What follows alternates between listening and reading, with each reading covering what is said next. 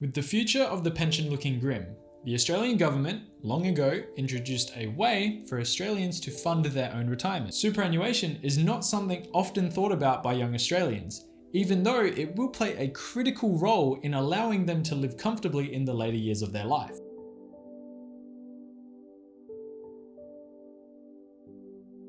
Welcome back to my channel. My name is Reese. In today's video, I'm going to be talking about some important things to understand about superannuation. In the early 1990s, the Australian government introduced the compulsory superannuation scheme to employers, which required them by law to make contributions to their employees' superannuation funds on top of their respective salaries. The intention behind this was to set aside and invest money for working Australians' retirement, ultimately easing pressure on the government for welfare programs such as the pension. Generally, super starts being paid once someone starts working and is carried through with them all the way to retirement, which results in when you retire and no longer have an income, you are given access to your superannuation, which allows you to withdraw on that instead of relying on the government-funded welfare programs, like I said, the pension. So with that out of the way, this is the information and the story that will take you through the life cycle of your working years all the way through to retirement, and why it's important to start thinking about it as a young person. So at the time of you starting a new job or becoming a new employee at a company,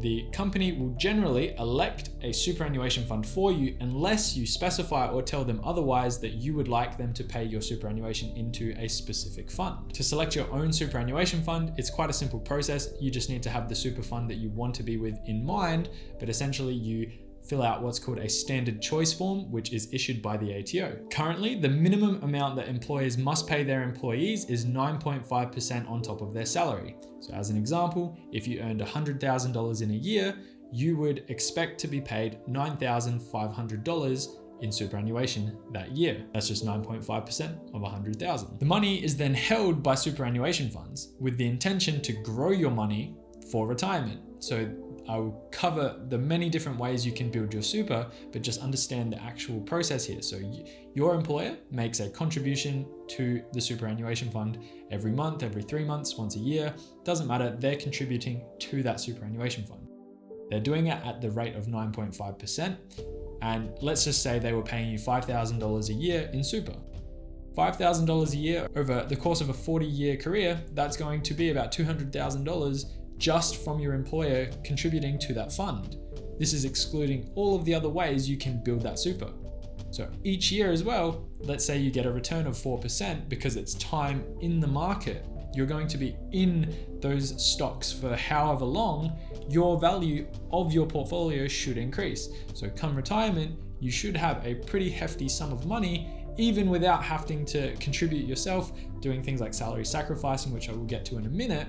It's going to be a substantial amount of money. You can think of it similar to earning interest in a bank. The longer you leave it in there, the more your money grows, unless the interest rate is lower than inflation, which it kind of is at the moment, but let's not talk about that. Today we're focusing on super. The key components that make superannuation work for you are things like rollover, contributions, your investment strategy, and time in the market, which will ultimately all result in your superannuation fund growing over time. This is where it's important to understand as a young Australian that people often underestimate how much money they will need at retirement and aren't thinking about it when they have the most potential to make a difference now as a younger person. With a large gap between how much people think they need and what they actually need, it's important to look at ways that you can increase this fund over the course of your career. And like I said just before, there are ways to boost the contributions that are made to your super fund each year, and it will vary depending on the component of where you are at in your career, but being aware of it and having the opportunity to jump at those opportunities when they arise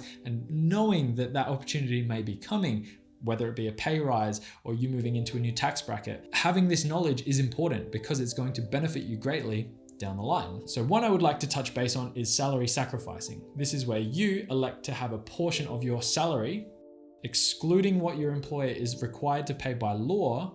You have a portion of your salary before tax put into your superannuation fund. This is called salary sacrificing. So let's say your employer pays 9.5%, which they're legally obligated to do, and you want to top that up to 15%. So out of your own salary, let's say you earn $100,000 in a year, you would need to sacrifice 5.5% of your salary, which is $5,500. And what happens then is you get benefits from doing this in many different factors. So the first one is you're making a contribution to your superannuation fund, meaning you're building your retirement fund now, if you have the ability to do it. On top of that, it's only going to be taxed at 15% instead of your regular taxation rate. So I get taxed almost 37 cents on the dollar for some of my paychecks, depending on how much I'm earning in that week.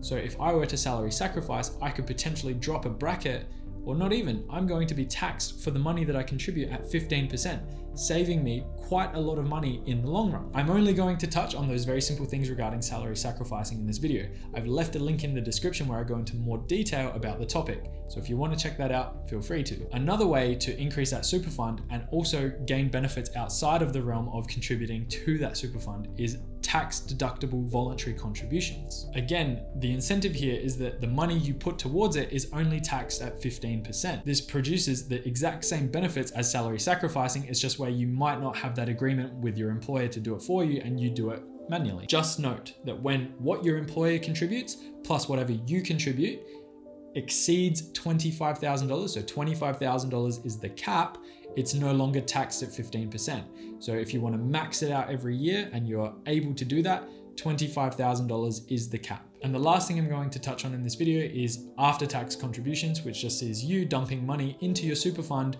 without any intention of gaining benefits such as reduced taxing or salary sacrificing and matching from your employer. What you need to understand here is this is just you having a bit of extra cash that you want to put into that fund at any point in your life, and all it's really going to do is increase the fund at that point in time. Now, one other thing I want to touch on today is keep in mind that all super funds come with their fair share of fees. These include things like salary continuance fees, admin fees, account fees, and insurances. Fees for managing your account come directly out of your super balance, so you never see the bill. You really only see it when you look for it. Meaning you could be getting slugged hundreds of dollars a year just to have a super fund with a specific company. This is why you need to do your research and understand the logistics behind this, because the more money taken out of your pocket today, the less money you're going to have in the future. The small differences in your balance today will have a massive impact in the future, or so they should. This is why it's important to do your research and find a fund which offers low fees and good conditions. Make sure that if your fund is providing you with salary continuance insurance or TPD, that you know what you're covered for, you know what your limits are, and most of the time they're customizable, so even potentially go into your super fund and actually set it up in a way that works for you. I can't stress this one enough. Read the product disclosure statement or the PDS or the actual policy and make sure that you know what you're covered for and you know what you're getting from this provider. It's a little bit of light reading. Generally, it's not too complex and they break it all down for you in a way that is readable. So make sure you do your research. I can't stress it enough. It's your money, it's your future. There's no reason for you to be complacent. Ultimately, it's about you finding a super fund that works for you, the one that's right for you. Even if you don't know what they are today, it's all about finding and learning so that you can put yourself in a better position tomorrow, because this will allow you to get the most out of your investment for your future. And remember, it's your money. Stay on top of it. Check your statements. Make sure that your super fund isn't charging you for things that you shouldn't be being charged for. And at the end of the day, it's something that is manageable and something that becomes way less overwhelming once you get into and you really start learning about this process. I hope you learned something today. I hope you enjoyed the video. If you did, please consider liking and subscribing. And as always, I will see you in the next one.